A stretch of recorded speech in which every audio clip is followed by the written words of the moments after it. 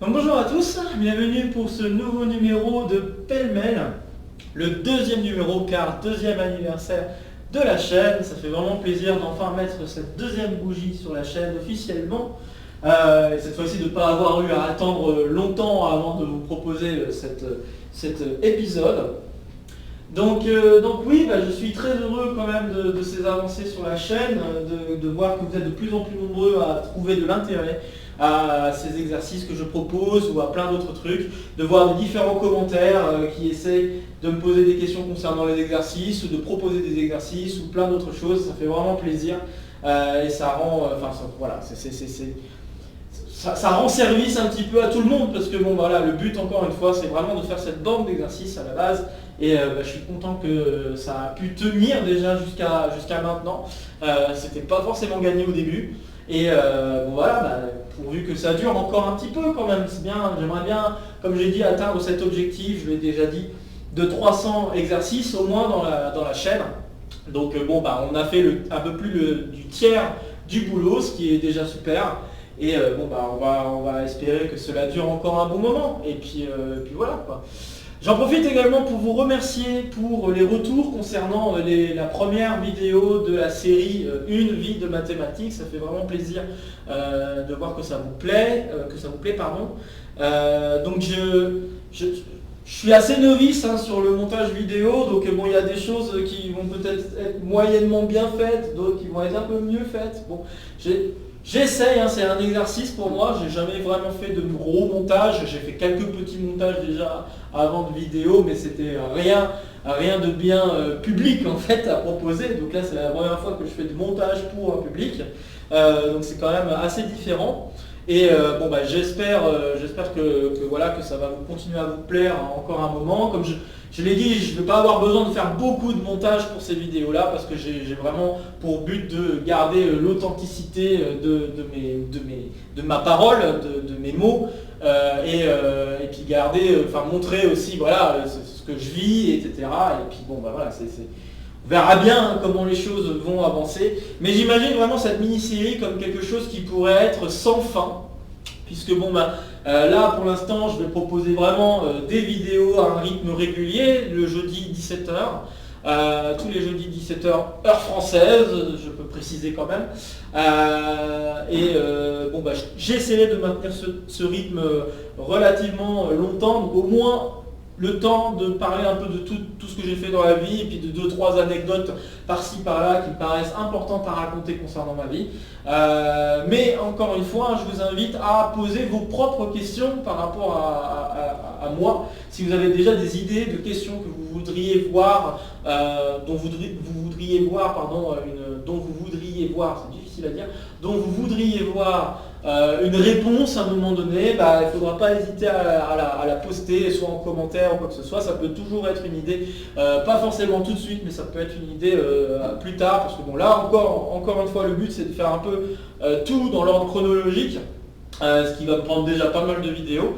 Et une fois que ça sera fait, on pourra s'attarder sur certains points. Et j'imagine, comme je l'ai dit, sans fin, parce que je pourrais imaginer que plus tard, s'il y a des choses que j'aimerais raconter en plus par rapport à ça, par rapport à ma vie, qui peuvent être importantes à savoir pour vous, etc., eh bien je compléterai cette série avec d'autres vidéos. Et puis pareil, s'il y a d'autres questions pertinentes, pareil, si ça vaut leur vidéo, j'en ferai également une.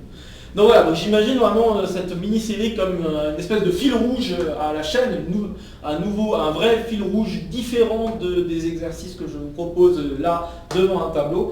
Et donc voilà, je suis content que pour l'instant ça vous plaise. Je ne vais pas forcément évoluer beaucoup concernant le montage vidéo parce que je n'ai pas forcément le temps de le faire. Peut-être plus tard, si vraiment la série dure longtemps, ou en tout cas que la série se fasse par bride, et que peut-être à la bride suivante, il y a des améliorations. Mais bon, pour l'instant, voilà, je me contente de mini-bricole, parce que j'ai pas forcément beaucoup de temps vraiment à me consacrer là-dedans. Mais voilà, j'essaye de donner de mon temps, ce qui n'est pas tout le temps facile. Mais bon, bah, j'espère que vous en êtes contents. Et voilà. Je tenais également à dire, parce que je ne suis pas sûr si je l'ai dit au début de la vidéo, mais encore une fois, merci pour votre intérêt, pour la chaîne. Ça fait vraiment plaisir de voir, encore une fois, tout ce monde. Et notamment de vous voir participer, hein, de poser des questions, de mettre des commentaires, de répondre, de donner vos avis, etc. Ça fait vraiment plaisir de voir ces gens-là, fans de mathématiques, ou pas, fans de la première heure peut-être, ou juste qui veulent apprendre des choses. Tout dépend, hein, je ne connais pas le profil de tout le public. Puisque je suis très heureux de dire que voilà, on compte 1300 abonnés à ce jour, un peu plus de 1300 abonnés. Donc voilà, je tenais à vous remercier, ça fait vraiment plaisir. Et je voulais pas faire une vidéo examen à part, parce que bon, ça vaut pas la peine. Bref, ceci étant dit, bah, vous aurez pu remarquer que la salle est différente des autres fois. On n'est ni chez moi, ni dans l'antichambre du laboratoire de la CIM, mais en fait on est carrément dans le cœur du laboratoire de la CIM, c'est-à-dire la salle de séminaire. Donc c'est la salle de séminaire du laboratoire de Montréal, du laboratoire de combinatoire de Montréal. Et c'est vraiment une salle où vraiment toutes les mathématiques surgissent, on va dire. Il y a plein de questions, plein de choses intéressantes qui s'en viennent. Et là, vous voyez qu'un seul tableau derrière moi, mais en fait, la salle, tout autour de la salle, il y a des tableaux noirs. Donc c'est quand même assez impressionnant quand on rentre dans cette salle pour la première fois de voir autant de tableaux et tout ça un peu partout. Vraiment il y en a partout, hein. Il y a dans cette salle-là, il y a également dans la salle du café que vous verrez peut-être lors d'un prochain numéro d'une vie de mathématiques. Voilà, c'est vraiment... tout est fait pour pouvoir écrire sur des tableaux et échanger des mathématiques, et ça n'a pas de prix, quoi. C'est vraiment génial. Et je vous montrerai rapidement à la fin de la vidéo d'aujourd'hui, je vous montrerai rapidement un peu le tour de la salle pour vous montrer vraiment tous les tableaux qu'il y a autour. Alors certes la salle est petite, hein, mais c'est juste pour vous montrer comme ça pour le plaisir, puisqu'on y est. Donc voilà, c'est un choix de lieu exceptionnel pour un numéro exceptionnel, puisque bon bah voilà, pêle-mêle, c'est une fois par an. Et comme c'est une fois par an, il va me falloir vous rappeler le principe de pêle-mêle, chose que je ferai probablement chaque année, mais bon c'est comme ça. Donc le principe de pêle-mêle est le suivant, je vais vous poser des questions qui vont tourner un petit peu dans tous les domaines de mathématiques. Alors bon, je dis pas forcément tous les domaines, ça peut dépendre des numéros de pêle-mêle, hein, et ça dépend de l'inspiration, etc. Et malheureusement, n'ayant pas mon bouquin de contre-exemples sur moi, ça a été un petit peu plus dur que d'habitude, mais bon, j'ai quand même pu vous proposer une liste de 10 petites questions qui vont essayer de faire ressortir, donc je continue le principe, qui vont essayer de faire ressortir des exemples ou des contre-exemples. Et le but de ces exemples et contre-exemples, c'est que cela vous serve comme arme, hein, vraiment littéralement comme arme pour les exercices, que ce soit des exercices de colle, que ce soit en contrôle ou même en concours, etc. C'est vraiment le but, vraiment, c'est que dans votre tête, vous ayez le réflexe de penser à ces exemples-là quand vous avez un doute sur quelque chose, quoi. Vous êtes en train de résoudre un exercice, vous voulez affirmer quelque chose, vous n'en êtes pas sûr, exemple ou contre-exemple. Et puis bon, ça vous permettra de vous assurer, est-ce que ce que je dis est vrai ou pas. Et ça peut être vraiment un bon truc à faire, à essayer de s'habituer à se dire, bon ok, je vais essayer de me faire un exemple ou un contre-exemple pour voir. On ne sait pas forcément d'avance si ça va être un contre-exemple ou un exemple, mais si on pense que c'est faux, essayez de donner un contre-exemple. Si on pense que c'est vrai, essayez de voir sur un exemple si ça marche. Donc c'est vraiment voilà, j'ai envie de dire, ça peut être bien pour essayer de comprendre, rien que ne serait-ce que pour comprendre l'énoncé d'un exercice, juste d'avoir ce réflexe-là. Et donc là, le but, c'est de vous donner des exemples relativement classiques, qui est bon d'avoir en tête pour la prépa, voilà, et pour les concours. Donc voilà, maintenant que le principe a été rappelé et que toutes les familiarités sont faites, on va pouvoir entrer dans le vif du sujet. Navré pour cette introduction assez longue, mais bon, il y avait quand même quelques petites choses à dire, et je pense que c'était important. Bon, vous pouvez remarquer que j'ai quelques notes, parce que moi j'ai quand même un certain nombre de questions à poser, donc... Et ces questions-là, à les mémoriser de bout en bout et les faire dans un ordre qui ait un sens, c'est pas forcément facile. Donc là, j'ai essayé de proposer un ordre assez intéressant. Et donc on va commencer par 2 questions de probabilité, plus ou moins faciles, suivant si vous êtes habitué à travailler avec la probabilité ou pas, suivant aussi également si vous êtes dans le chapitre de probabilité ou pas en ce moment. Mais voilà, la première question que j'aimerais poser est la suivante, c'est de me donner un exemple. un exemple de deux variables aléatoires, réelles, qui sont non indépendantes et non corrélées. Donc je rappelle, ça fait partie des petites propriétés de probabilité. Vous devriez avoir en tête que si vous avez deux variables qui sont indépendantes, alors elles sont non corrélées. Et ça me permet de rappeler aussi ce que ça veut dire indépendant et corrélé. Donc dire que deux variables sont indépendantes, ça signifie que si je regarde la probabilité que x appartient à A, inter y appartient à B, alors ça donne la même chose que la probabilité que x appartient à A et y appartient à B pour A et B des éléments d'une tribu, d'accord, donnés par rapport au contexte de probabilité qu'on cherche à calculer. J'ai essayé ici de donner une définition un peu générale. Certains me rétorqueront que oui, il y a une question de mesure, oui, il y a peut-être des questions concernant cette définition de tribu, etc., pour pouvoir calculer des probabilités. Je ne vais pas m'en préoccuper plus que ça. Puisque en prépa on ne s'en préoccupe pas plus que ça, donc je tiens à rappeler que ce que je suis en train de faire c'est pour des niveaux prépa, je ne fais pas forcément toutes les choses vraiment proprement, soigneusement pour des élèves de niveau supérieur, là je cherche juste à expliquer les choses en niveau prépa, donc voilà la définition que vous pouvez avoir en tête, je pense que ça peut être bien, et la question de non corrélé, ça signifie que la covariance des variables x et y est nulle. Donc c'est ça que ça veut dire non corrélé. Et donc comme je le disais, indépendance implique non corrélé, mais l'autre implication est fausse. Et donc je vous demande de me mettre un exemple sous les yeux qui me met en avant ce fait, qu'en effet on peut très bien avoir deux variables non indépendantes mais qui sont quand même non corrélées. Donc n'hésitez pas à faire une pause sur la vidéo, comme d'habitude, vous connaissez la chanson, pour essayer de répondre à cette question avant que je dise quoi que ce soit. On est parti alors? Ok, donc deux variables non indépendantes, non corrélées. Alors ce que je vais faire, c'est que je vais introduire d'abord x, une variable, et je ne vais pas m'embêter avec des choses très compliquées. Je vais proposer x, une variable qui suit une loi uniforme sur l'ensemble fini -1, 0, 1. Je vais proposer également une variable u qui va servir de variable auxiliaire, qui suit une loi uniforme également, mais cette fois-ci sur -1, 1. C'est une espèce de loi de Bernoulli décalée, un petit peu décalée. Et puis je vais poser y égale x fois u. Et ce que j'affirme, c'est que x et u sont justement des bons candidats pour être non corrélés et non indépendantes. Bon, alors il y a quand même quelque chose que j'aimerais dire, c'est que cette construction est un peu plus générale que ça. On pourrait prendre une variable x qui soit symétrique, donc c'est-à-dire que la probabilité que x égale i, c'est la même que la probabilité que x égale moins i. Voilà, je pourrais demander ça. Ou alors, chose équivalente si je travaillais avec des lois à densité. Et puis, je prends toujours ma variable u qui suit une loi uniforme, j'ai oublié de le préciser, c'est une variable uniforme qui suit une loi uniforme et qui doit être indépendante de x. Je vais préciser quand même. Donc si vous faites une construction un peu plus générale en disant x c'est une loi qui est symétrique par rapport à 0, et u qui est indépendant de x et qui suit une loi comme ça, -1, 1 uniforme, eh bien y égale x fois u et x vont être non indépendants et non corrélés. Bon, alors je vais d'abord prouver un petit résultat qui va pouvoir nous servir pour certains calculs. C'est la question que vous pourriez vous poser, c'est quelle est la loi de y? Bon, la loi de y c'est la même que la loi de x.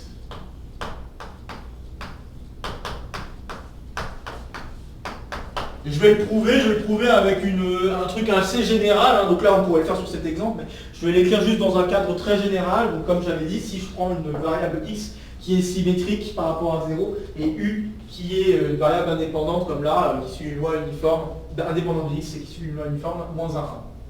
Donc si je regarde la probabilité que y égale i, je me rends compte qu'il y a deux cas de figure disjoints qui sont que x égale i inter u égale 1, pardon, plus probabilité que x égale moins i inter u égale -1. Voilà. Puis j'utilise l'indépendance, donc je peux écrire que c'est la probabilité que x égale i fois probabilité que u égale 1, plus probabilité que x égale moins i fois probabilité que u égale -1. Bon, et comme u suit une loi uniforme sur -1, 1, bah ici c'est 1,5, et ici c'est 1,5. Et puis de plus, comme x est une variable aléatoire qui est symétrique, qui suit une loi symétrique par rapport à 0, la probabilité de x égale i, c'est la même que la probabilité que x égale moins i. Bon, bah, partant de ce constat, on conclut qu'en effet, on réobtient probabilité de x égale i. Donc voilà, je viens de mettre en évidence que x et y suivent la même loi, dans un cas où on supposerait que x et y sont des variables aléatoires discrètes, donc à valeur discrète, sur un ensemble discret. Voilà, donc c'est pas... bon. Ok, alors maintenant que ça c'est dit, bah, je vais montrer que ces deux variables sont non corrélées. Je vais commencer par ça. Alors ces deux variables sont non corrélées parce que bah, là il faut que je calcule la covariance, donc la covariance de x, y, c'est, je le rappelle, en simplifiant un peu l'expression, l'espérance de x fois y moins l'espérance de x fois l'espérance de y. Ok. Donc pensez un peu à la variance de x. Donc la variance de x, c'est vous remplacer y par x et vous retrouvez cette variance. Je ne divise pas ça par hasard parce qu'on va la voir intervenir. En effet, comme comme x et u sont indépendantes, quand j'écris ici x fois u, le u peut sortir parce que le u va être indépendant de x carré. Et puis là, ça va être pareil, ici pour y, le u va pouvoir sortir. Donc je vais pouvoir mettre en facteur le espérance de u. Et puis, ce qui va me rester, bah, ça va être exactement, bon je ne vais pas l'écrire, mais je vais l'écrire de manière tout de suite condensée. Là, je vais avoir espérance de x fois x, donc espérance de x carré, moins espérance de x au carré. Et bien, ça me donne donc la variance. Donc, je vais pouvoir aller faire ça. La variance de x étant finie, donc là, vous voyez qu'il ne faut pas non plus trop prendre n'importe quelle variable x. Il faut aussi que cette variable x admette une variance, d'accord? Donc, un moment d'ordre 2. Et puis, bah, l'espérance de u, c'est pas dur de la calculer et de se convaincre que cette espérance vaut 0. Voilà, rien de difficile. Faites le calcul par vous-même, je ne le fais pas. Ok. Et puis, donc là, bah, j'ai gagné. Hein. Ça, je viens de montrer que la covariance vaut 0. Donc en effet, c'est bon, c'est non corrélé. Maintenant, montrons que c'est pas indépendant. Bon, bah là, il suffit de trouver deux valeurs, une pour x, une pour y, telles que bah, les probabilités ne marchent pas. Et là, bah, par exemple, on peut penser à probabilité de x égale 1, inter y égale 0. Si on pense à cet événement-là est impossible. Donc ça va me donner 0. Parce que je ne peux pas avoir x qui vaut 0 et x qui vaut 1 en même temps. Par contre, si j'avais supposé qu'il y avait indépendance, ça devrait être égal à la probabilité de x égale 1 fois la probabilité de y égale 0. Et comme x et y suivent la même loi, c'est là où ça a son utilité, bah, la loi pour x étant un tiers pour tout le monde, bah, j'obtiens 1 neuvième. Donc 1 tiers fois 1 tiers, 1 neuvième. Donc voilà, j'ai 0, différent de 1 sur 9, tout va bien. Donc voilà, deux variables. Je vous ai donc donné un exemple de deux variables, pas trop difficile, hein, vous voyez que ce n'est pas des exemples très difficiles. Hein. Donc deux variables aléatoires, x et y, qui sont non indépendantes et non corrélées. Bon, bah, question suivante alors. Question suivante. Et on va rester encore un tout petit peu sur la proba, comme je l'ai dit. Donnez-moi, donc donnez un exemple, encore un exemple, de trois événements. Donc suivant le contexte de probabilité, bien sûr, trois événements 2 à 2 indépendants, mais pas mutuellement indépendantes. Mutuellement indépendantes. Alors vous avez sûrement déjà entendu cette propriété qui dit hop, mais pas mutuellement indépendantes.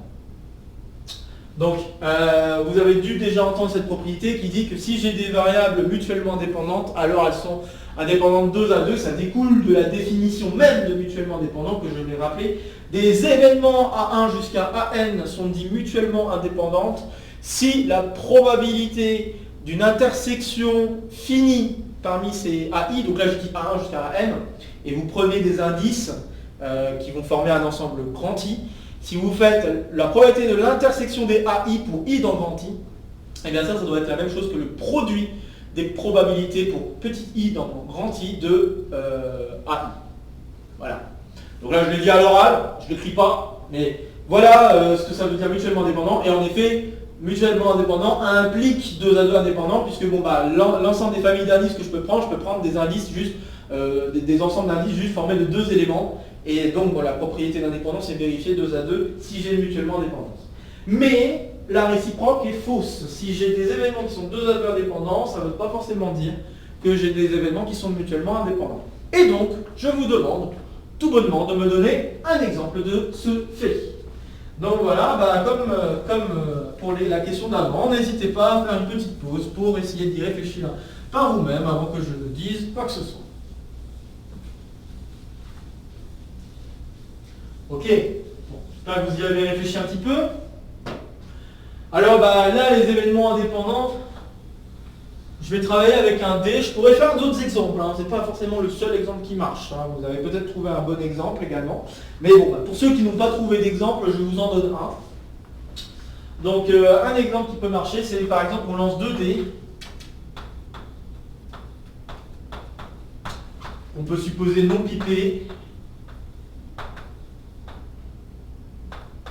D'accord, donc ça veut dire que la probabilité de chacune des faces est égale à 1 sur 6, que chacune des faces tombe pour chaque dé c'est 1 sur 6, ok. On peut supposer également les 2 dés indépendants, donc le résultat des 2 dés indépendants. Et là je suis en train de me dire, oui, c'est un peu... Du mal avec indépendance, tout va bien, c'est pas forcément un mot que j'utilise beaucoup, hein, je fais plus beaucoup de probabilités moi de mon côté dans la recherche, alors bon bah, ça devient un petit peu compliqué. Bon enfin bref, je prends donc 2 dés qui sont supposés indépendants, non pipés, et puis bah, je vais considérer les événements suivants. A, le premier dé donne un résultat pair, B, le deuxième dé donne un résultat impair, et puis C, la somme des deux, donc le premier plus le deuxième, donne un résultat pair. Bon voilà, bah, j'affirme que ces 3 événements sont 2 à 2, indépendants, mais ne sont pas mutuellement indépendants. Montrons-le donc. Si je regarde la probabilité de A inter B, donc A inter B, bah là les 2 dés étant indépendants, je peux juste écrire que c'est la même chose que P de A fois P de B, pas de difficulté. Et donc P de A fois P de B, bah, ça me fait un sixième fois 1 demi, pardon, fois 1 demi, donc ça me fait 1 quart. J'ai une chance sur 2 que le résultat soit pair d'un côté et l'autre soit impair, j'ai une chance sur 2. Si je regarde donc pardon, là j'ai ça, et puis de l'autre côté, c'est aussi assez clair, hein, parce que là je veux d'un côté pair, de l'autre côté impair. Donc ouais. J'ai l'égalité comme il faut parce que bah, ça vient de... Ouais, je l'ai dit à l'oral, donc ça vient juste du fait que A et B sont indépendants par le contexte. A et B sont indépendants par le contexte. Ensuite, probabilité de A inter C. Alors A inter C, bah là ça veut dire que je veux que A soit pair et je veux que C soit pair, donc la somme des deux soit pair, donc ça veut dire que le deuxième est pair également. Donc ça veut dire que j'ai P de A inter B bar. P de A inter P bar, c'est la même chose donc que P de A fois P de B bar. Et bon bah encore une fois, 1 demi fois 1 demi, 1 quart. Ok, tout va bien. Et bah, pour P de A fois P de C, parce que bon c'est pas fini, la question que je me pose c'est est-ce que c'est égal à P de A fois P de C? Bah, P de A c'est 1 demi, tout va bien. Et P de C, bah, c'est la probabilité que la somme est paire. Il suffit de faire un petit tableau pour se convaincre qu'en effet ça marche, ça va donner aussi 1 sur 2. Donc tout va bien, ça fait 1 quart, donc oui. On a bien égalité. Bon, et puis il m'en reste un dernier, P de B inter C. Je pense que vous êtes convaincus que ça va bien donner P de B fois P de C. Je pense que je n'ai pas besoin de l'écrire, parce que c'est à peu près le même type de raisonnement qu'au-dessus. Donc, voilà. Donc, tout ça vient du fait essentiellement que A et B sont des événements indépendants. Et bah maintenant, pour montrer que c'est pas mutuellement indépendant, le seul truc qui peut casser le fait que c'est mutuellement, que ça pourrait être mutuellement indépendant, c'est de regarder la probabilité de l'intersection des trois. Et donc si je regarde la probabilité de l'intersection des trois, c'est là où tout casse. Eh bien, vous pouvez remarquer que pour que A inter B inter C puisse être possible, il faut que A et B soient l'impair, l'autre impair, et la somme doit être paire, sauf que ça c'est impossible. Puisque j'en ai un qui est pair, l'autre qui est impair, la somme doit être impaire. Donc la probabilité ici est nulle. Et donc c'est différent de probabilité de A fois probabilité de B fois probabilité de C. Chacune de ces probabilités vaut 1,5, donc j'en déduis que ça fait 1 huitième. Voilà, donc voilà un exemple de 3 événements qui sont 2 à 2 indépendants et qui pourtant ne sont pas mutuellement indépendants. Bon, alors maintenant on va se tourner un petit peu sur de l'algèbre pour les prochaines questions. Pas tout à fait jusqu'à la fin, mais quand même une bonne partie.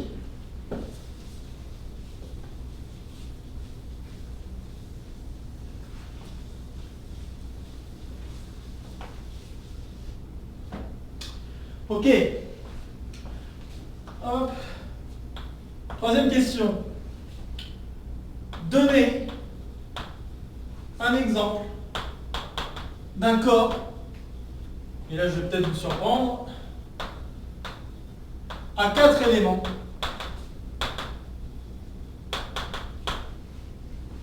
Ah. Donc oui, on a déjà vu lors d'exercices précédents, notamment un petit exo de colle que je remettrai peut-être en description, mais je ne me souviens plus du numéro là actuellement. On a déjà vu en petit exo de colle un exercice qui disait que si on veut qu'un ensemble que quelque chose soit un corps et un corps fini notamment, il faut que son cardinal soit une puissance d'un nombre pair, d'un nombre premier, pardon. Il faut que ce soit la puissance d'un nombre premier. Et donc, bon, vous connaissez les exemples où justement on travaille avec un nombre premier tout court. Donc vous connaissez les Z sur PZ qui donnent des corps. Mais là, l'intérêt ici, c'est d'essayer de construire une structure formée de 4 éléments avec une addition et une multiplication telle que, eh bien, on obtient un corps ici à 4 éléments. Et ça, bon bah voilà, c'est quand même assez spécial. Si on l'a jamais vu avant, ça peut être assez étonnant. Et donc, bon bah je vous invite à y réfléchir avant que je ne dise quoi que ce soit concernant un exemple d'un corps à 4 éléments. On est parti? Très bien, on est parti. Alors, je vais expliquer, parce que peut-être vous l'avez fait de manière naïve, c'est possible, hein, si on n'a jamais vu cet exercice avant, on fait vraiment les choses de manière naïve en disant, je vais prendre 4 éléments, et puis je vais essayer de construire un corps autour de ça, donc en demandant que toutes les propriétés soient vérifiées, qu'il y ait bien un 0, qu'il y ait bien un 1, etc., etc. Bon, je pourrais faire ça. Mais là, je vais faire un petit peu mieux, je vais faire un peu plus en ayant des connaissances supplémentaires dans l'affaire. Ce que je vais faire, c'est, je vais travailler, donc là, comme je veux travailler avec un corps qui est une puissance de 2, je vais travailler avec les polynômes à coefficient dans le corps F2. Donc, on note en général FP Z sur PZ. D'accord? Donc, je vais travailler dans ce corps que je connais très bien et je vais prendre des polynômes à coefficient dans ce corps. Donc, je vais regarder ça. Et puis ce que je vais faire ensuite, c'est que je vais chercher un polynôme de degré 2. Donc je cherche un polynôme de degré 2 qui est irréductible dans F2 crochet X. Donc, et ici un polynôme de degré 2. Alors non, x carré plus 1, ça ne marche pas. Si vous avez pensé à ça. Un polynôme de degré 2 irréductible. Donc, il faut donner un exemple d'un polynôme irréductible. Et je disais que non à x carré plus 1. car dans F2, c'est pas irréductible. En effet, x carré plus 1, c'est la même chose que x plus 1 au carré. Et c'est bien une des rares fois où vous pouvez écrire une identité remarquable fausse. Combien de fois on peut voir ce genre d'erreur avec les collégiens?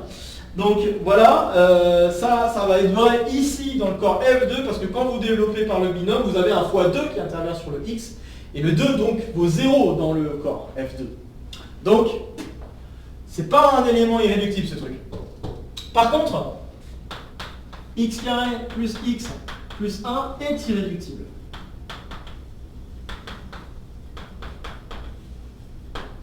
Et un moyen de s'en convaincre est le suivant: si je travaille avec un polynôme de degré 2, une propriété simple pour se convaincre, c'est que un polynôme de degré 2 est irréductible si et seulement s'il n'a pas de racine dans le corps. Donc là, il n'a pas de racine dans le corps, parce qu'en effet, si je calcule en 0, ça fait 1, si je calcule en 1, ça fait 1 aussi.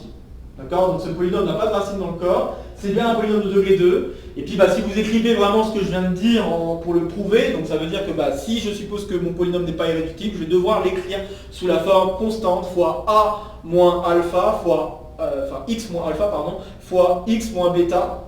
Et ça veut bien dire que alpha et bêta sont des racines des éléments qui sont dans le corps. D'accord? Donc ça, c'est pas très difficile de se convaincre que la propriété que je viens d'énoncer marche. Et donc elle est irréductible parce que, comme je viens de le dire, en 0 et en 1, ça ne fait pas 0. Très bien. Et donc ce que je vais faire, c'est que je vais construire un quotient. C'est ce qu'on appelle un quotient. Et le quotient, vous en avez déjà vu, et il y en a déjà notamment un là sous vos yeux. Z sur 2Z est un corps qui est construit via un quotient. Et en fait, pour construire un corps à P puissance n éléments, la construction est assez générale comme celle-ci. On prend un polynôme de degré P qui est irréductible dans, pas de degré P, de degré n, pardon, qui est irréductible dans Fp crochet x. Et puis on va quotienter par l'idéal engendré par ce polynôme. Donc ce polynôme qu'on aura choisi. Donc là, je vais proposer de regarder le corps. Donc je considère le corps K comme étant f de crochet x quotienté par x carré plus x plus 1. Donc quand j'écris ça, j'entends l'idéal engendré par x carré plus x plus 1. Qu'est-ce que j'entends par idéal engendré? J'entends tous les polynômes qui sont multiples du polynôme que je viens d'écrire. D'accord? Parce que je rappelle que si je travaille avec k crochet x, avec k un corps, eh bien l'anneau k crochet x donc est principal. Et donc tous les idéaux sont principaux. Et donc tous les idéaux s'écrivent un multiple de l'élément de l'anneau fois n'importe quel élément de l'anneau. Donc on prend l'ensemble k crochet x. Donc ça va s'écrire p fois k crochet x. Okay, j'en ai déjà parlé lors d'un exercice précédent, je pense. Donc pareil, peut-être mettre une référence, on verra bien. Bref, alors maintenant je vais vous montrer que ce quotient est bien un corps, et c'est pas très difficile de s'en convaincre. Donc là, est bien un corps à 4 éléments d'ailleurs. Alors quels sont ces 4 éléments? Les 4 éléments sont les suivants. Je vais avoir 0, puisque 0 quotienté là-dedans, ça fait 0. Je vais avoir 1, je vais avoir x, et je vais avoir x plus 1. Et j'en ai pas d'autres, puisque à partir du moment où j'ai un x carré, à cause du quotient dans l'idéal, et je vais peut-être l'écrire d'une autre couleur, à cause du quotient dans l'idéal, x carré c'est la même chose que moins x moins 1, mais ici comme on travaille dans F2, x carré c'est la même chose donc que x plus 1. Je travaille dans F2, donc écrire moins x ou écrire x ou écrire juste x c'est pareil. Hein. Donc le moins 1 ou 1 c'est la même chose.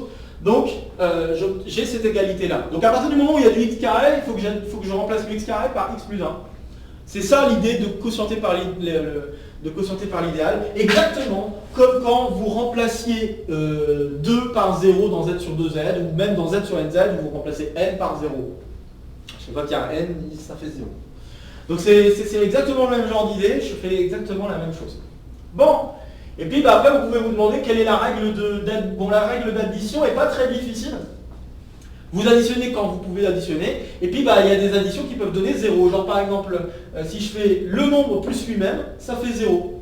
Donc par exemple, si je fais x plus x, ça fait 2x normalement, mais 2x ça fait 0, donc dans le corps. Voilà. Donc vous voyez que chaque élément est le symétrique de lui-même pour l'addition, pas de problème, addition héritée du corps F2 crochet X. Donc vraiment la structure de groupe déjà additif est respectée.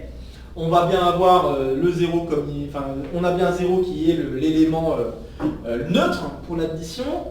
L'addition est bien associative parce qu'on travaillait dans un anneau, on l'a quotienté, donc tout est hérité de l'anneau.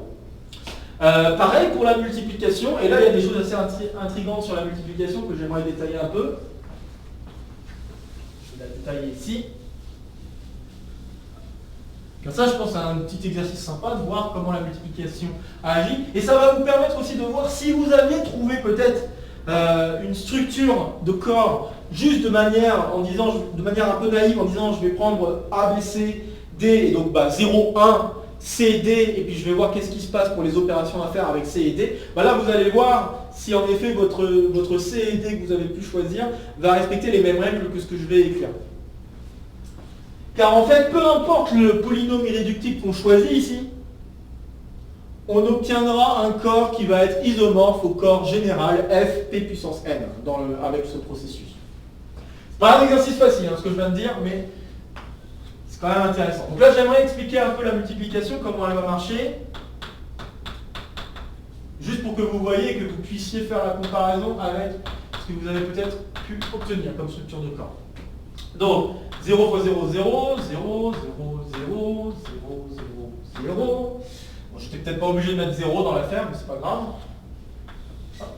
Maintenant que je l'ai mis. 1 fois 1, x plus 1. Ensuite, x plus 1. Ça, c'est les plus faciles. Et donc, la seule chose qui va changer, c'est au niveau de ce carré-là. Si je fais x fois x, ça fait x carré, mais x carré, c'est la même chose que x plus 1, comme je l'ai écrit là-bas orange. Donc, ça fait x plus 1. Si je fais x plus 1 fois x, là j'ai du x carré ça devient x plus 1, donc j'ai x carré qui devient x plus 1 plus x, donc les x s'en vont et ça va me donner 1. Ensuite j'ai x plus 1 fois x plus 1, ça fait x plus 1 carré, ça fait x carré plus 1, et x carré plus 1, x carré on a dit que ça fait x plus 1, donc je me retrouve avec juste x, non attendez, je vais peut-être aller un peu vite. Donc x plus 1 au carré, je vais peut-être l'écrire. Donc x carré plus 1, ça fait x carré plus 1, donc ça fait x plus 1 plus 1, donc oui c'est ça, ça fait x. Je ne m'étais pas planté. Voilà. Et puis le dernier, oui, je fais x plus 1 fois x plus 1, donc c'est pas celui-là, c'est celui-là. Et puis si je fais x fois x plus 1, j'ai donc du x carré plus x carré c'est x plus 1, donc x et x, ça fait 0, et il me reste 1. Et voilà la structure de corps que j'obtiens pour la multiplication. Et la multiplication est associative, tout ce que vous voulez. Donc vous remarquez que chaque élément a bien un symétrique, bien un inverse, pardon, pour la multiplication. Chaque élément non nul a bien un inverse. 1 c'est lui-même évidemment. Et puis vous voyez que si vous avez C, D est l'inverse. Et puis si vous avez D, C est l'inverse. Voilà. Donc voilà, c'est bien une structure de corps. Bon, je ne fais pas tous les détails, parce que tous les détails, c'est vraiment des questions qui viennent du fait que c'est hérité, c'est la structure de corps qui vient de la structure d'anneau déjà de f de crochet x. Et une fois qu'on a cette structure d'anneau, il fallait juste vérifier que on a bien affaire à un corps, au sens où j'ai bien pour chaque élément non nul un inverse. Et donc c'est ce que je viens de démontrer. Bon, alors ça me permet de passer à la question suivante, puisque j'ai affirmé quelque chose ici, et je pense que ça peut valoir sa petite question. La question que j'aimerais poser est la suivante. Est-ce que c'est vrai 4. Est-il vrai qu'un polynôme dans K crochet x, pour K un corps, d'accord, un K c'est un corps, est-il vrai qu'un polynôme dans K crochet x est irréductible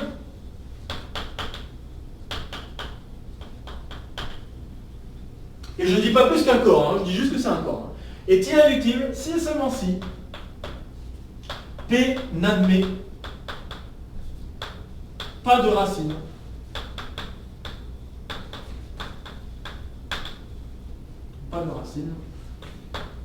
je ne sais pas s'il y a un S, mais je vais mettre un S, dans K. Voilà la question que je pose. Est-il vrai que si je prends un polynôme dans K crochet x, il est irréductible si et seulement si il n'a pas de racine dans K? Pareil, faites une petite pause. C'est une question un peu plus facile, mais c'est quand même une question intéressante. Parce que là, je viens d'affirmer quelque chose ici, je lui ai dit, voilà, j'ai mon polynôme ici, il a bien des racines, donc ça me permet, enfin, il a bien aucune racine, donc ça me permettait de conclure que c'est irréductible. Donc là, je pose la question de manière générale, est-ce que ça serait vrai? Donc est-ce que vous avez fait une pause? Peut-être pas. Si vous avez fait une pause, je réponds. Si vous n'avez pas encore fait, faites-le maintenant. Ok, bon bah la réponse est non. C'est faux. C'est faux en général. Et c'est faux notamment si le degré de P est plus grand ou égal à 4. Notamment.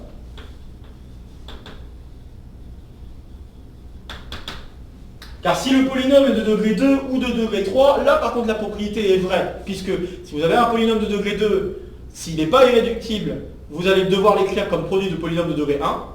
Si vous avez un polynôme de degré 3, s'il n'est pas irréductible, vous allez devoir l'écrire comme un produit d'un polynôme de degré 2 avec un polynôme de degré 1. Obligatoirement. Et donc un polynôme de degré 1, il a une racine. Donc voilà. Par contre, à partir d'un polynôme de degré 4, c'est faux. Et vous pouvez déjà donner un exemple dans R coché X. Il n'y a aucune difficulté. Dans R coché X, je peux prendre par exemple x carré plus 1 au carré. Voilà, voilà un exemple qui foire. Donc lui, il n'a pas de racine. Voilà, donc je suis. Après, on pourrait faire d'autres exemples un peu plus saugrenus. Si je travaillais dans Q crochet X, je pourrais vous donner une famille d'exemples de polynômes aussi grands que je veux aussi. Pareil, là, je peux mettre puissance n à la place, hein, je n'ai pas un problème. Et donc là, si je propose aussi x puissance n moins 2, un petit peu moins facile dans Q crochet X, x puissance n moins 2 pour n, pour tout n en fait, c'est irréductible. Voilà, c'est un autre exemple. C'est un irréductible de Q crochet X. Voilà. C'est pas une question difficile, mais je pense que ça valait le coup d'être posé. Une autre question qui peut être plus ou moins difficile, qui ne va pas être difficile dans certains cas, mais qui peut être un petit peu plus difficile dans d'autres. Je vais la poser aussi sous la forme d'une question. 5. Est-il possible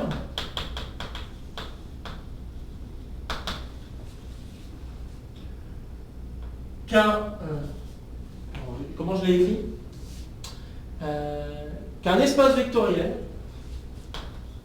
donc qu'un K espace vectoriel de dimension finie s'écrive comme une réunion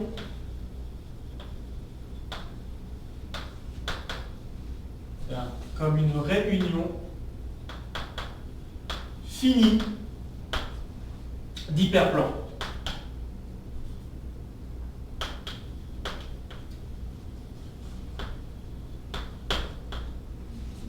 Donc voilà la question que je pose. Est-ce que c'est possible qu'un K espace vectoriel puisse s'écrire comme une union de ces hyperplans, une union finie de quelques-uns de ces hyperplans? Donc encore une fois, n'hésitez pas à faire une petite pause pour essayer de répondre à cette question avant que je ne dise quoi que ce soit.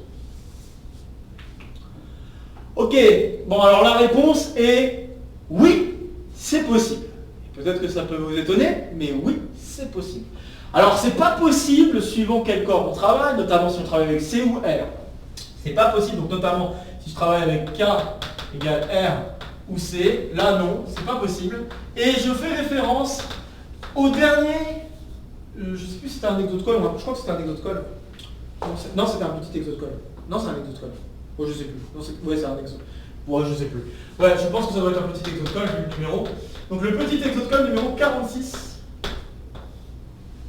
Je revérifierai, hein, de toute façon je vous mettrai en description la référence. Donc en fait c'est le dernier exotocole qu'on a fait ensemble. Je suis plus très sûr si c'est le bon numéro en fait là. Bon, enfin bref. Donc c'est le dernier exotocole qu'on a fait ensemble. Donc c'est peut-être pas 46, c'est peut-être 56, je sais pas, j'ai peut-être fait une bêtise. Mais c'est le dernier exotocole qu'on a fait ensemble, donc l'exotocole qui précède cette vidéo, en dehors de la vie, d'une vie de mathématiques. Cet exotocole, on avait justement utilisé le fait qu'une union d'hyperplans ne pouvait pas, une union finie d'hyperplans ne pouvait pas être égale à R parce que, en termes de topologie, si je considère la topologie usuelle dans R, donnée par la norme 2 par exemple, eh bien les hyperplans sont d'intérieur vide. Et donc une union finie d'ensemble d'intérieur vide donne un ensemble d'intérieur vide. Ce qui n'est pas le cas de Rn. Donc ça ne va pas être possible si K est un corps comme celui-là. Et en fait, je pense même pour un corps infini, ça ne devrait pas être possible. Par contre, pour un corps fini, ça l'est. Donc non pour ça. Mais par contre, si je prends un corps fini, donc FQ, où Q est P puissance n, donc peut-être je vais mettre directement P puissance n, oui. Et je vais juste donner l'exemple pour F2. Donc pour F2, bah, si je prends F2, je ne vais peut-être pas faire tous les espaces vectoriels, mais si je prends donc de dimension finie, mais de toute façon ils sont tous isomorphes à F2 puissance n, donc je peux prendre, je réfléchis 2 secondes, mais je peux prendre F2 puissance n, voilà, oui. Ouais, je ne sais pas si je fais le cas général ou pas, je me pose la question. Bon, je vais juste faire un cas particulier, mais je pense que vous aurez compris comment ça marche de manière générale. Peut-être faire 3. Voilà. Donc si je veux travailler avec F2... bon, si je veux travailler avec F2 3, ou F2, ouais, non, je vais faire F2 2, mais F2 3, ça va être pareil. Je vais faire F2 2. F2 2, bon là, ça veut dire que je dois... donc F2, qu'est-ce qui est dans F2 2 bah, j'ai le vecteur 1, 0. J'ai le vecteur 0, 0, j'ai le vecteur 0, 1, 1, 0, pardon, je me suis planté. Donc 0, là j'ai 0, 1, là j'ai 0, 0, là j'ai 1, 0, et j'ai le vecteur 1, 1. Voilà les seuls éléments que j'ai dans F2, 2. Et donc dans F2, 2, les hyperplans, les droites que je peux prendre sont les suivantes. Hein. Je peux prendre cette droite et cette droite. Voilà, donc là, donc ça veut dire que je prends la droite engendrée par 0, 1, 0, je prends la droite engendrée par 0, 1, je prends la droite engendrée par 1, 1, et l'union de ces droites forme F de 2. Donc voilà. Et puis si je voulais faire F de n de manière générale, je pourrais déjà je pourrais en fait écrire F de n comme une union de droite. Donc c'est même pire que des hyperplans, je peux l'écrire comme union de droite. Donc si je peux l'écrire comme union de droite, je peux l'écrire comme union d'hyperplan. Ça va couler de source. Et donc pour l'écrire sous la forme d'union de droite, j'ai juste à prendre tous les points qui sont présents dans F de n en fait, enfin, ou dans F de m. Je prends tous les points qui appartiennent dans F de m, je prends toutes les droites donc je peux engendrer avec ça, et puis voilà, je l'ai écrit comme union de droite. Et donc si je suis capable de l'écrire comme union de droite, ce que je peux faire, c'est juste rassembler suffisamment de droites pour former des hyperplans, et donc écrire que ça va être une union d'hyperplans. C'est pas trop difficile de faire ça. Donc voilà. Bon. Très bien. Mais c'est quand même une question à se poser parce que je pense que voilà, c'est intéressant de se dire que oui, pour les corps finis, la propriété est quand même vraie. On peut quand même écrire un espace vectoriel de dimension finie sur un corps fini comme union d'hyperplans. Donc c'est pour ça que je trouve que c'est intéressant d'avoir posé cette question. Ok, alors question suivante qui va être un petit peu plus intéressante, hein, parce que là, peut-être les 2 dernières questions qu'on a faites ne sont pas si difficiles que ça, même si je trouve qu'elles sont intéressantes hein, pour ma part, sinon je les aurais probablement pas proposées. Mais là, je vous propose un exercice là qui peut être un peu plus intéressant, même pour ceux qui font des maths un peu plus loin, en algèbre, toujours en algèbre. Donc, 6e question, est-ce que l'image d'une application bilinéaire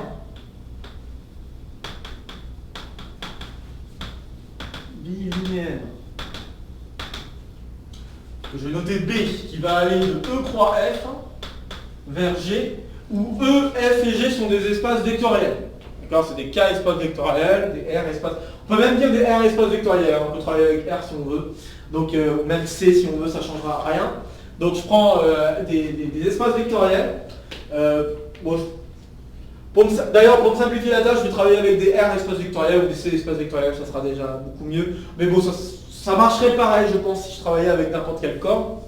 Parce que c'est vraiment... Ça, par contre, ce truc-là, ça va être vraiment la base d'un gros truc qu'on pourra voir en algèbre plus tard. Donc, est-ce que l'image d'une application bilinéaire continue, bon, si je veux, je peux rajouter continue, je ne suis pas obligé. Donc, est-ce que l'image par une application bilinéaire, comme celle que je viens de décrire, est un espace vectoriel?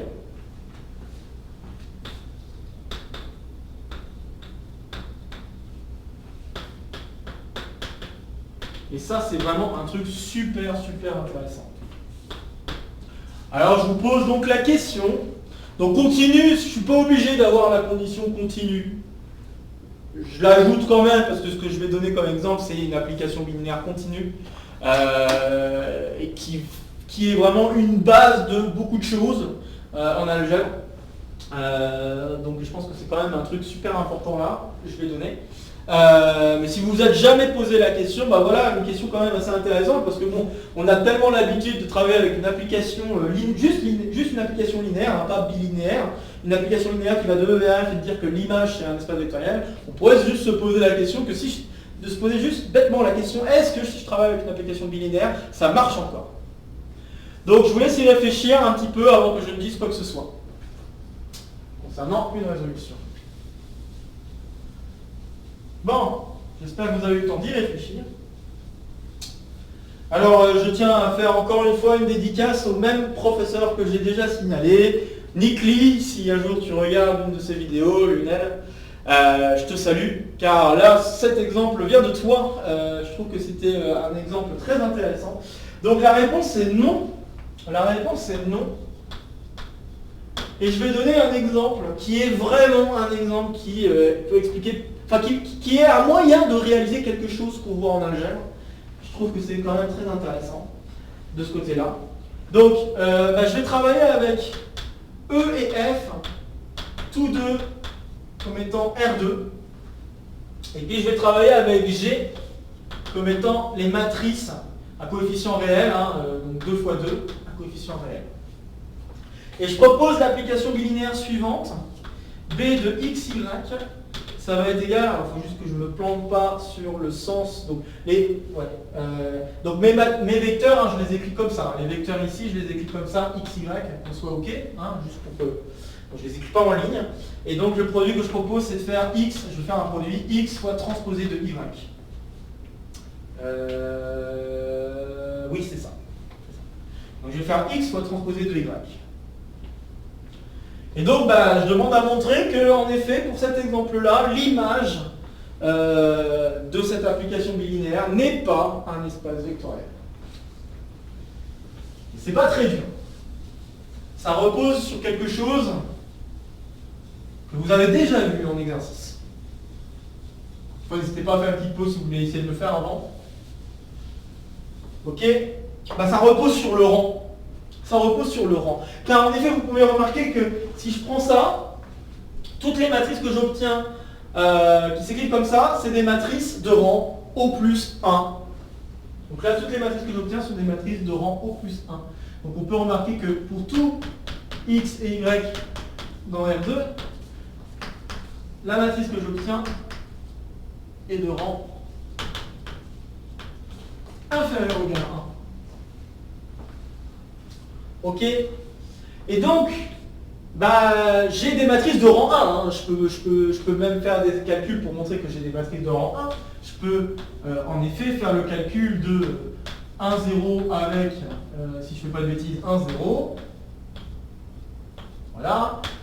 Et celle-ci me donne la matrice suivante. Ok.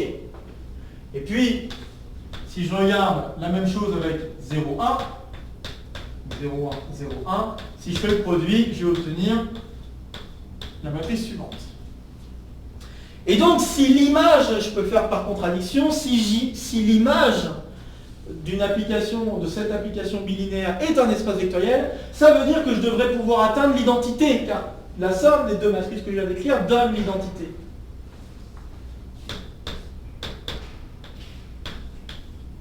Qui est une matrice de rang 2.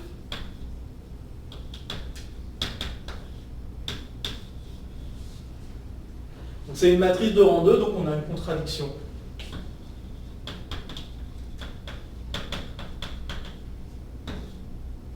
Et pourquoi je dis que ce truc-là, c'est une espèce de base... donc c'est pas très difficile, oui j'ai oublié de dire, de vérifier, mais c'est pas difficile de vérifier que cette application-là est bien une application bilinéaire continue, au sens de la topologie visuelle, blablabla. C'est pas très difficile de vérifier que si je multiplie par lambda, que si j'additionne, des choses comme ça, tout se passe bien, parce que la transposée est déjà une application linéaire, que le produit est linéaire. Je ne vais pas vérifier tout ça, mais je pense que vous pouvez le vérifier par vous-même, c'est pas très difficile.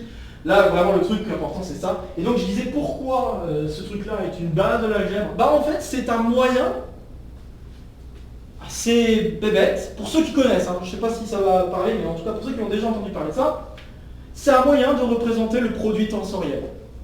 C'est quand même dingue. Oui, là, ce que je viens de faire, c'est en fait, je viens de vous proposer l'idée de vouloir construire le produit tensoriel de deux espaces. Ici, j'aimerais faire R2 avec R2. A priori, c'est ça que je suis en train de faire. Donc, ce qu'il y a derrière, c'est l'idée de faire du produit tensoriel.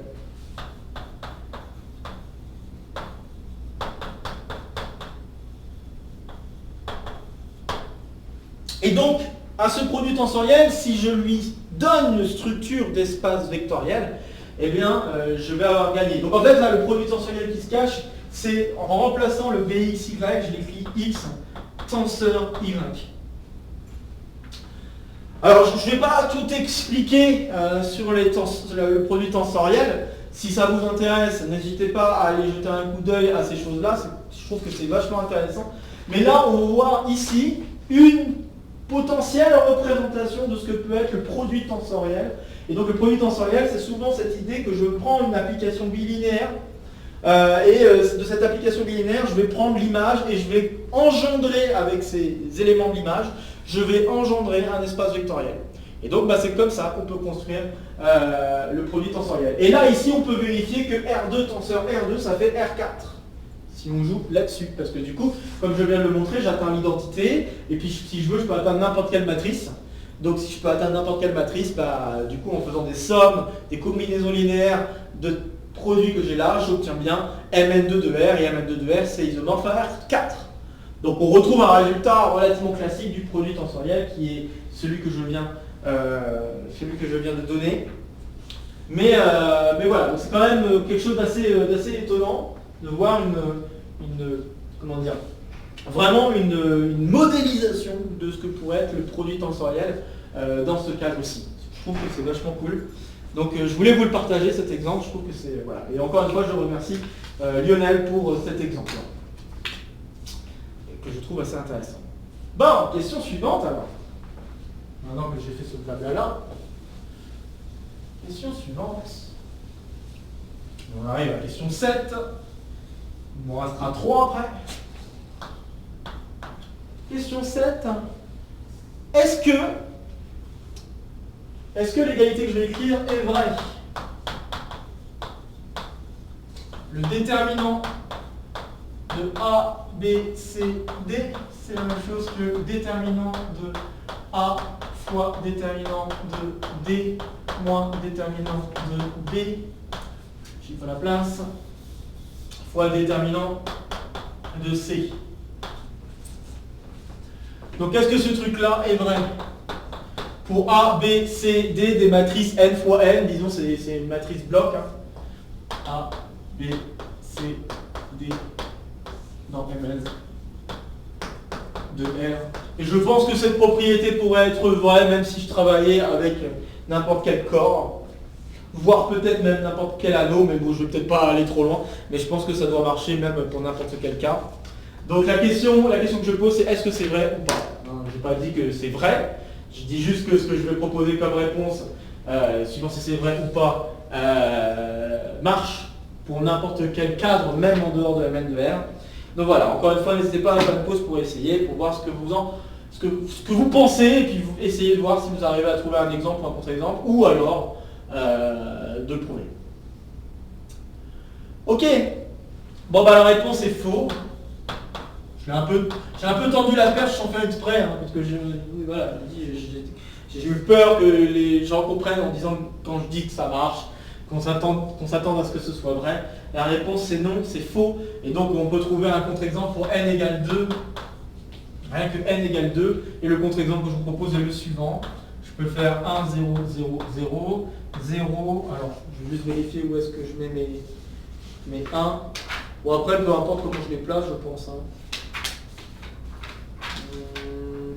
Tiens, j'ai pas repris la feuille avec les matrices. La matrice, bon, c'est pas grave, on va essayer comme ça. Je pense que ça ne devrait pas être difficile. Donc si je prends ça, si je prends 0, je pense que je vais mettre le 1 ici. Et puis, bon, c'est pas si difficile. J'avais peur de me planter sur l'endroit des 1. Donc voilà, si je veux calculer le déterminant de ce truc-là, bah, le déterminant de ce truc-là, il est clairement pas nul. Hein, donc c'est pas difficile, il suffit d'interchanger les deux lignes qui sont ici. Si vous interchangez les deux lignes qui sont ici, on retrouve l'identité. Donc en fait, le déterminant de ce truc-là, c'est -1. Voilà, d'accord. C'est le signe d'une permutation. Au passage, c'est une matrice de permutation. Hein. Quand on a des matrices qui n'ont que des 0 et des 1 et qu'il y a un seul 1 pour chaque ligne et chaque colonne, c'est une matrice de permutation. Donc ça, c'est une matrice de permutation. Et ce que je viens de donner, c'est le signe de cette permutation. Donc voilà. Mais par contre, si je regardais le déterminant en par bloc, bah, vous voyez que chacune des matrices qui sont en jeu, c'est des matrices non inversibles. Donc si je regardais 2 à 2 avec cette formule là-haut, j'obtiendrais 0. Donc 0 est différent de -1. Voilà, terminé. Alors après, on pourrait se poser la question, oui, mais peut-être il y a des cas de figure où cette formule est vraie. Vous avez raison, puisque c'est quand même l'objet de certains exercices. Donc ça peut être vrai si b égale 0, si c égale 0. Quand on a des triangulaires supérieurs, triangulaires inférieurs, on peut montrer que c'est vrai dans ces cas-là. Peut-être en supposant que A est inversible aussi, je crois qu'il y a des trucs comme ça où ça peut marcher. Voilà, je pense qu'essentiellement ce sont les cas où ça peut marcher. Après, bon, plus général encore, j'ai pas trop en tête. Mais au moins, oui, si B ou C est nul, je pense que ça marche. Donc voilà. On marche par densité ici. On travaille d'abord avec inversible, puis après on voit que la formule marche, donc ça va donner déterminant de A fois déterminant de D, si B ou C est nul. Donc ça se fait. Ok, alors on arrive à la question 8. Je vais peut-être attaquer ici la question 8. Bon, puis comme j'ai peur de manquer de temps, il y a des choses que je vais juste donner comme ça et qui pourront faire l'objet d'exos de colle. Donc ça va me permettre de faire des teasers pour les prochains exos de colle. Il y a de fortes chances que j'en fasse. Et là notamment, je vais probablement en faire un. Donc, la 8, je pose la question de me donner un exemple. Oh non, je vais carrément dire. Est-ce qu'un ensemble connexe et connexe par arc.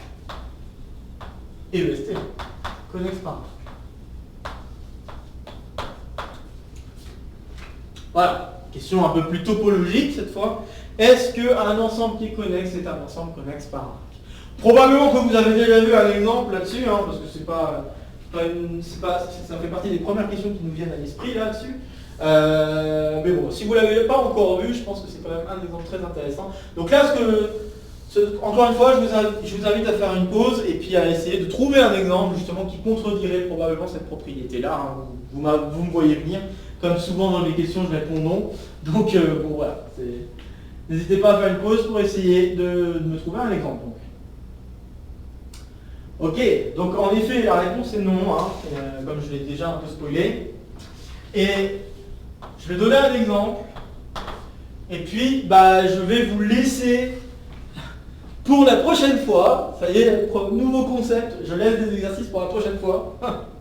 Donc pourquoi pas, ça peut être marrant. Mais je vais vous laisser peut-être pour la prochaine fois d'essayer de démontrer que ça marche bien. On verra lors d'un autre exo de colle ou un petit exo de colle pourquoi ça marche. Donc, si je prends l'ensemble des éléments t sinus 1 sur t, donc pour t réel non nul, donc je prends ça, ok. Alors cet ensemble-là, c'est pas. Alors je peux même me réduire à R+, R+ étoile. Donc à faire, je vais peut-être réduire à R+ étoile, je vais pas casser la tête.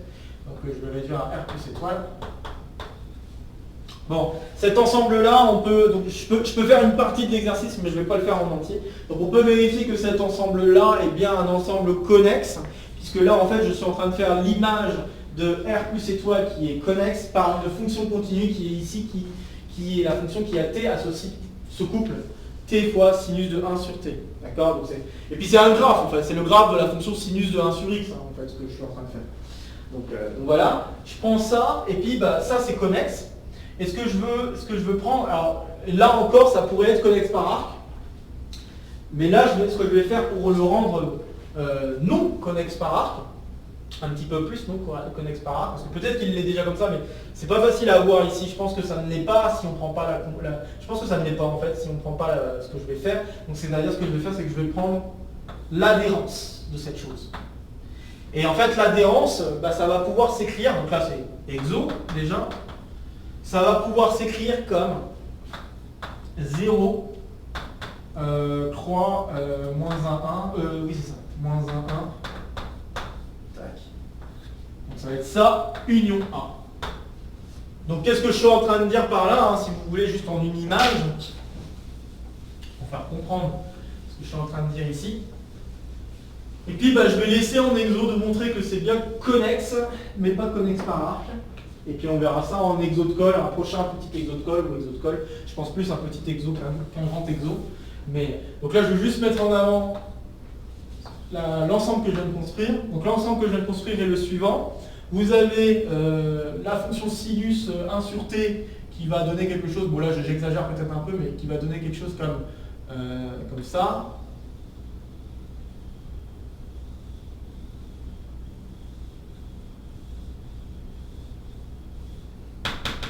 Voilà, ça va donner un truc comme ça qui va être de plus en plus aplati, avec des paires de plus en plus petites, etc. etc. Et puis là, ce que je veux, c'est prendre en plus l'adhérence, que je vais essayer de faire d'une autre couleur. Donc ce que je veux faire là, c'est que je veux prendre l'adhérence. Et prendre l'adhérence, en fait l'adhérence, ça va être tout cet intervalle-là, moins 1. Voilà. Donc j'ai mal fait mes sinusoïdes, là, je les ai vraiment mal faites, là, je suis en train de le dire. Je vais essayer de faire mieux que ça. Mais voilà globalement à quoi va ressembler mon ensemble. C'est un ensemble de points. Ouais, donc là je suis en train de le faire un peu trop large.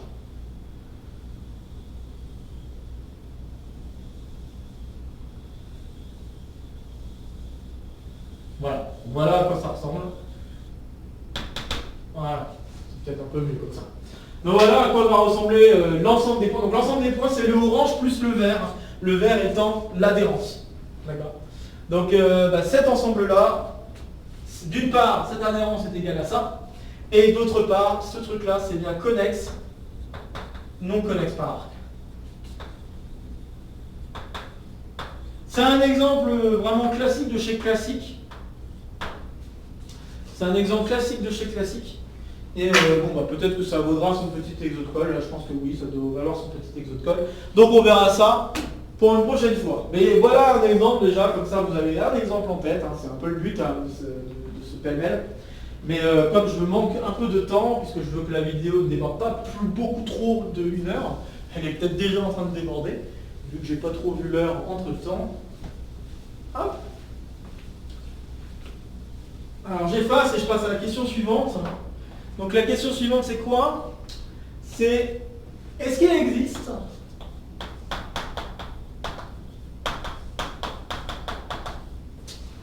donc existe-t-il une fonction f non nulle dans l'ensemble des fonctions continues sur un intervalle AB fermé, donc un segment, tel que, eh bien, je demande la chose suivante. Pour tout P entier naturel, l'intégrale de A à B de T puissance P f de T dt égale 0. Voilà ma question. Est-ce qu'il existe une fonction qui vérifie cette propriété-là? Enfin, qui vérifie cette propriété-là, qui est non nulle, etc. etc. Donc, encore une fois, n'hésitez pas à faire une pause pour essayer de voir si cette propriété est vraie ou fausse avant que je ne dise quoi que ce soit. Ok, la réponse est non. Non, en effet, si je prends une fonction continue qui vérifie cette propriété-là, on peut montrer qu'elle vaut 0. Donc en fait, tout ce que j'ai écrit là, ça implique que f est nul. Et pour montrer ce résultat-là, on va utiliser un gros résultat de prépa qui est le théorème de Weierstrass. Stone-Weierstrass, devrais-je dire. Bon, désolé, il y a eu une petite coupure, souci technique, mais bon, je reviens. Donc, le petit truc que je disais, c'est que pour conclure le résultat, là je disais qu'en effet cette propriété, il n'y a pas de bonne, il n'y a pas de fonction non nulle qui vérifie ça, et pour montrer qu'en effet f est nul, eh bien il suffit d'utiliser le théorème de Stone-Weierstrass. J'ai pas le temps malheureusement de vous parler de plus de choses, j'ai déjà dépassé largement l'heure que j'avais prévue. Mais bon, je voulais juste terminer par une dernière question qui peut être intéressante, c'est de donner un exemple de fonction qui est continue sur R et dérivable nulle part. Si vous n'avez jamais fait cet exercice, je pense que c'est très intéressant d'essayer de le faire. Donc n'hésitez pas à faire une petite pause avant que je donne un exemple. Ok, alors un exemple auquel on aurait pu penser, c'est essayer de construire une série. Donc je donne juste la version un petit peu naïve de la chose. C'est peut-être essayer de donner une série telle que si je la dérive, ça pose problème. Donc par exemple, on aurait pu penser faire ça. Et se dire, oui, ça a l'air d'être un bon exemple pour que les choses ne se passent pas convenablement. Bon. Je trouve que c'est très bien, malheureusement, le sinus, il s'annule quand même beaucoup. Cette fonction sinus, elle s'annule quand même beaucoup, peut-être un peu trop. Et bon, c'est peut-être pas forcément très pratique de travailler avec cette série-là. Alors, on peut prendre un exemple un tout petit peu, mais qui ressemble beaucoup à celle que je viens de donner, mais un exemple peut-être un peu plus classique, qu'on appelle fonction de Weierstrass, puisque j'ai commencé à faire référence à Weierstrass, je me suis dit que continuer à faire référence à Weierstrass est une bonne idée, donc c'est ce que je vais faire. Et donc là, la fonction qu'on peut construire, c'est la fonction suivante. Je vais faire une série, encore une fois, avec le même type d'idée que ce que je viens de vous donner, en disant que j'ai bien envie que quand je dérive, ça devient impossible à calculer comme série. Donc c'est vraiment l'idée. Et je vais faire ça. G 2 puissance 2k x. Voilà. Je vais faire ça. Et ma fonction g, ça va être une fonction bornée. Alors la fonction g, je peux la définir sur un petit domaine. Je vais dire que x est associé à. Et puis je vais dire, par exemple, ça pourrait être 1 moins x si x est dans 0,2. Et puis je vais dire x plus 1 si x est dans moins 2, 0. Et puis je vais poser g comme étant une fonction 4 périodique. Donc j'étends la fonction sur tous les intervalles de longueur 4 par 4 périodicités. Donc voilà, ça c'est un exemple de fonction qui va merder. C'est pas très difficile de vérifier que cette fonction est continue, puisqu'il s'agit d'une série de fonctions, et cette série de fonctions, elle converge normalement, donc uniformément, et les fonctions g qui sont en jeu sont bien des fonctions continues, hein, les différentes fonctions qui sont à l'intérieur sont des fonctions continues sur il suffit juste de vérifier le recollement que je fais ici en 2 et moins 2, mais vraiment tout se passe correctement. Et après, la grosse difficulté, c'est de montrer que c'est dérivable nulle part. Et ça, je pense que je vais le garder pour un exo de colle. Donc ça, je vais le garder pour un exo de colle. Ça, pas sûr que j'en parle pour un exo de colle, peut-être plus tard, mais peut-être pas tout de suite.